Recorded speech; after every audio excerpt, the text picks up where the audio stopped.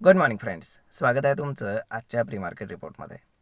तर मग चला सुरुवात करूयात आजच्या प्री मार्केट रिपोर्टला आणि जाणून घेऊयात की आज आपल्या स्टॉक मार्केटमध्ये काय होऊ शकतं ते.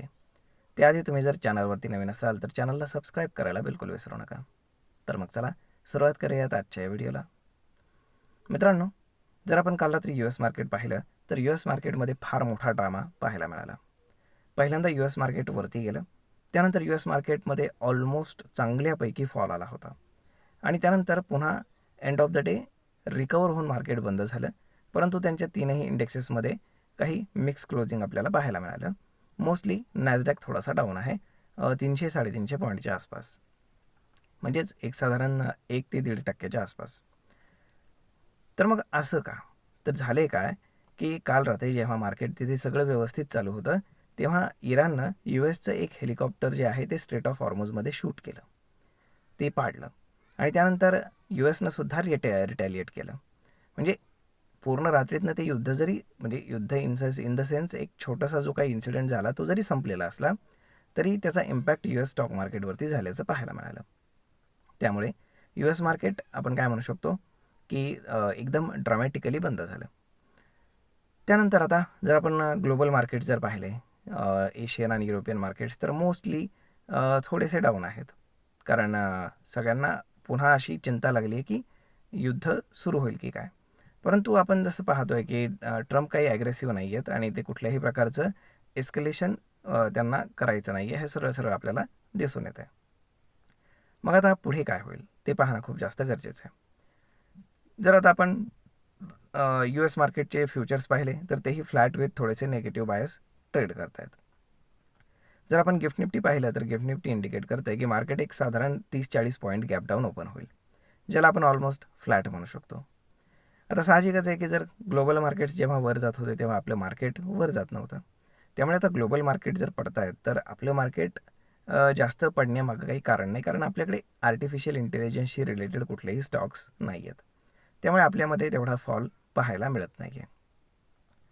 आता जर आपण बाकीच्या गोष्टी जर पाहिल्या तर त्यामध्ये जर आपण क्रूड ऑइल पाहिलं तर क्रूड ऑइल अगेन जे WTI क्रूड आहे तर ते ऑलमोस्ट $90 च्या खाली आलेलं आहे, $88च्या आसपास आलं आहे आणि ब्रेंट क्रूड देखील अगदी 90च्या आसपास आलेला आहे. म्हणजेच काय की जरी US आणि इराणमध्ये थोडंसं आपण काय म्हणतो क्लॅशेस झालेले असले तरीसुद्धा ऑइलमध्ये ते रिफ्लेक्ट झालेलं नाही आहे. म्हणजेच काय की ॲक्च्युअल ग्राउंड लेवलवरती फार जास्त एस्कलेशन झालेलं नाही आहे, हे आपल्याला ऑइल प्राईजमधनं पाहायला मिळतं. आता तसं जर आपण आपल्या स्टॉक मार्केट आणि पूर्ण इंडियन इकॉनॉमीसाठी जर पाहिलं तर आपल्याला ना अमेरिकेशी देणं घेणं आहे, ना इराणशी, ना इस्रायलशी.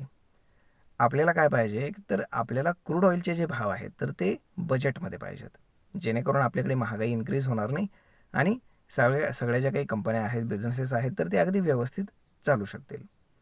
त्यामुळे ही गोष्ट खूप जास्त महत्त्वाची आहे, हे लक्षात असू द्या.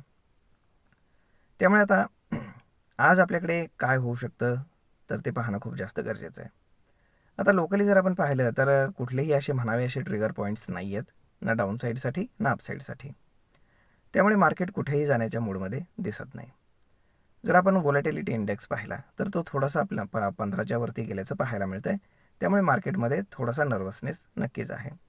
परंतु जेव्हा विक्स 15 क्रॉस करून डाऊन साईडला येईल तेव्हा आपल्या मार्केटमध्ये एक रिलीफ रॅली आपल्याला नक्कीच पाहायला मिळेल, हे एकंदर आपल्याला दिसतंय. जर आपण ओपन इंटरेस्टच्या हिशोबाने कॅल्क्युलेशन केलं तर डाऊन साईडला 23,000 आणि अप साईडला 23,400 या ठिकाणी मार्केट आपल्याला ट्रेड करताना नक्कीच पाहायला मिळेल. 23,400 ते 500ची ही जी लेवल आहे तर ती एवढ्या इझिली ब्रेक होणार नाही आहे, हे लक्षात असू द्या. त्यामुळे काही ना काहीतरी त्याच्यावरती सोल्युशन यायला पाहिजे युद्धावरती, तेव्हा आपल्याला ही लेवल ब्रेक होताना पाहायला मिळेल. तर आता या दरम्यान स्टॉक स्पेसिफिक ॲक्शन जे आहेत तर ते सुरू राहतील आणि बाकीचं जर पाहिलं तर FISDIचा डेटामध्ये जर आपण पाहिलं तर FISनं अगेन सेलिंग केलं आहे काल. ऑलमोस्ट 4,500 कोटींच्या आसपास सेलिंग केलं आहे आणि डोमेस्टिक इन्स्टिट्यूशन्सनं ऑलमोस्ट तेवढंच बाईंगही केल्याचं पाहायला मिळतं आहे. तर मग पाहूयात काय घडतं ते. परंतु तुम्हाला जर हा व्हिडिओ आवडला असेल तर आपल्या जवळच्या मित्रमंडळींसोबत देखील हा व्हिडिओ तुम्ही शेअर करायला विसरू नका. धन्यवाद.